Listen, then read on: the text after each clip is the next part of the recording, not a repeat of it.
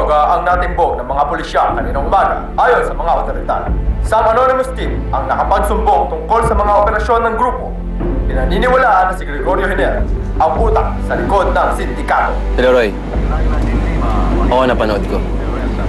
Kailangan kong tulong mo.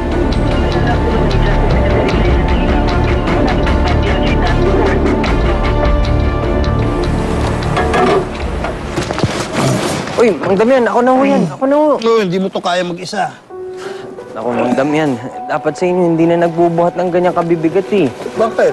Ano sinasabi mo? Matanda na ako, hindi ko kaya to.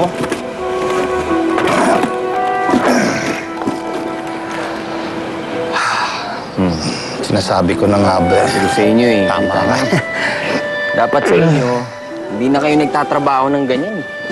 Dapat sa inyo, pa-relax-relax na lang. Ano? Gusto mo, maburyong ako? Ganon? Ay, nako. Sana nga, may makaiwan ng milyones dyan sa taxi ko. Tapos, isusoli ko yun sa kanya. Hindi siyempre, ibibigyan niya ako ng balato. Tapos, magbabakasyon tayo kahit saan niyo pa gusto.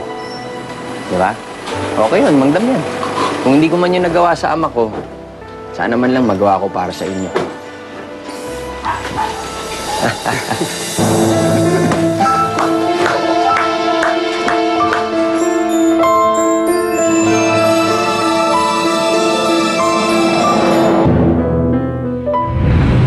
Pero sa tingin ko, sir, niligaw lang niya ako. Baka hindi niya talaga alam kung saan nakatira si Doña Trini. Nasabi mo ba kay Gardo kung saan nakatira mo?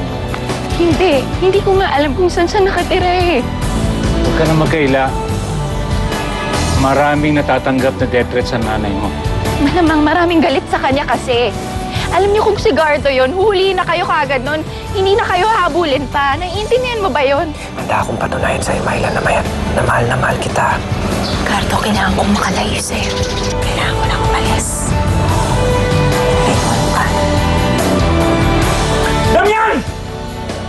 Pati mo naman si Teo agawin sa akin! Walang nangaagaw.